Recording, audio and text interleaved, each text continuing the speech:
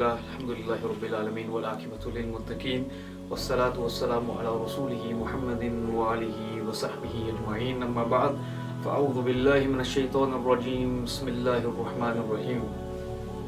The question today is, what is the procedure or the process during the month of Ramadan if a female should begin her menses or enter a state of nifas, which is postnatal bleeding. Now,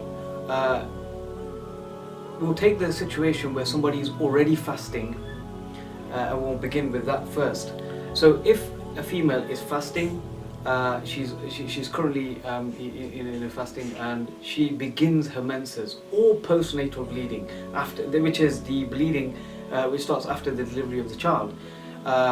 If she begins any of those two, immediately, according to Islamic Sharia law, her fast is void and nullified. She would need to stop fasting, and for her to remain acting or maintain a behavior which seems to suggest or look like she's fasting would also be wrong, because it is haram for somebody who is impure in that state, whether it be in a state of menstruation or a state of postnatal bleeding, to fast. And therefore, even to imitate that which is haram is also haram according to the ulama. So therefore, if somebody begins a menstruation or postnatal bleeding, they must their fast is void according to Sharia law anyway, and they shouldn't continue or behave as though they are fasting. Now, that doesn't actually mean that they should sit with big 3-course lavish meals in front of people who are fasting and make it incredibly difficult for them.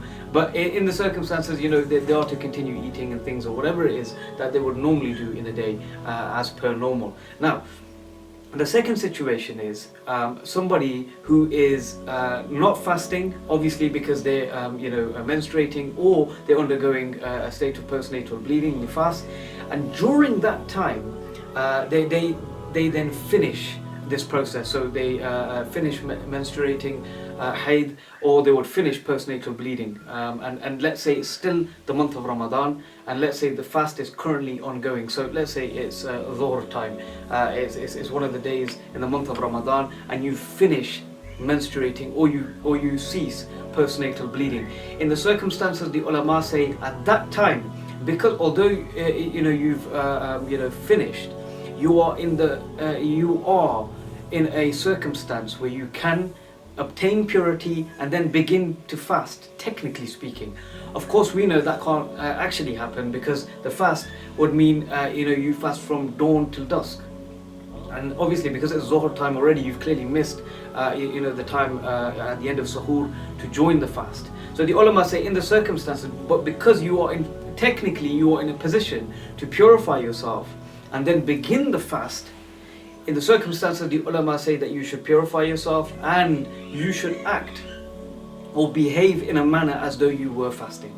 So if you would cease eating and drinking and things like this, and you would then behave in a manner as though you were fasting all the way until Maghrib time and the end time of fasting. And then from the next day, of course, because you will be in a position to do so, you would then continue fasting. Now, a point that I want to mention here, that this is something that I've had in the past, that what if you stopped menstruating or you stopped postnatal bleeding just slightly after Suhoor time? So what if it was 5 minutes after?